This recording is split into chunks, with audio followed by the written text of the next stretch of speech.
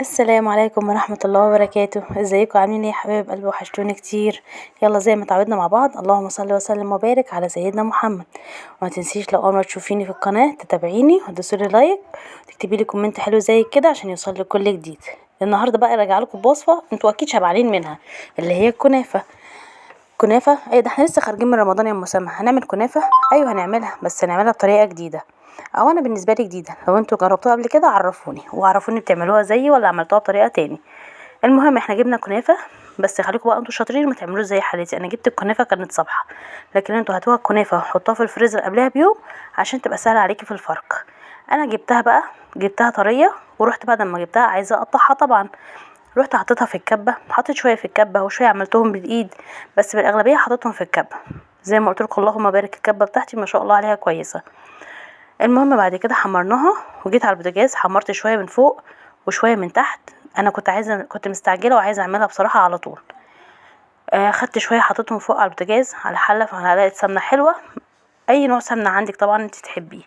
وحطيت حبه نفسي يعني قسمت الكميه على نصين، نص حطيته في فرن البوتاجاز ونص تاني حطيته على البوتاجاز من فوق. واللي في فرن البوتاجاز قلت عليه شويه، بس كل شويه كنت بفتح عليه واقلبه. وتعملي بقى وتبقي ناصحه كده وتسيبيه وتقولي هيتحمر مع نفسه، خليكي شطوره كده عشان ما تحرقيش الدنيا. بعد ما حمرناها بنقسم الكمية على نصين، نص بنحطه من تحت وبنجيب اي حاجة، يعني اي حاجة مستوية كده، وبنضغط على الكنافة عشان نخليها حتة واحدة. بصوا سما بنتي ربنا يبارك فيها يا رب كانت بتساعدني، فكانت بتدوسلي على الصينية الصغيرة. بعد ما فردناها بنعمل الشوكولاتة النوتيلا طبعا في البيت، كلكم اساتذه وشاطرين. طب الشوكولاته النوتيلا بتتعمل ازاي يا مسامة في البيت؟ تعالوا اقولك يا اختي انت وهي.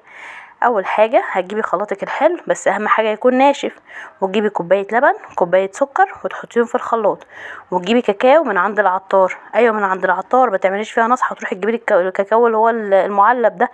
المعلب ده بيبقى محلى واحنا مش عايزين فيه سكر، لان احنا هنحط كده كده سكر. نجيب من عند العطار كاكاو، هاتي ب10 جنيه، يلا بحبحيها. حطينا الكاكاو، الاول حطينا السكر وحطينا اللبن، ونحط عليهم 3 معالق كاكاو او 4 على حسب ما انت عايزه، ونحطهم مع بعضهم في الخلاط ونديهم ضربه بسيطه. بعد ما ضربناهم طبعا السكر كده داب، نروح نازلين عليهم من فتحه الخلاط من فوق بسرسوب زيت بسيط لحد ما التقل اللي انت عايزاه يجي. لو انت بقى عايزه تزوديها كمان ممكن تحط لها ذره بسيطه، ذره فانيليا، ولو عندك كيس نسكافيه بطعم البندق يا سلام، ده انت كده بصي دلعتيهم اخر دلع. الشوكولاته دي اصلا كده تعمليها لوحدها وتعمليها سندوتشات للعيال، والله بجد مش هتندمي لو عملتيها كمان في البيت. المهم ادينا فردنا كده الشوكولاته، فردناها بعد ما حطينا الاول الكنافه من تحت وفردناها كويس وخليناها قطعه واحده مستويه. ننزل عليها بالكنافه، ننزل عليها بالشوكولاته، وبعدين نحط عليها رق كنافه تاني، وبعدين نحط عليها تاني رق شوكولاته، وده بيبقى الشكل بتاعها النهائي. بصوا انا حبيت افكركم برمضان، حطيت لكم دي. يلا كل سنه وانتم طيبين واشوفكم على خير، ولو الفيديو عجبكم دوسوا له لايك، والسلام عليكم ورحمه الله.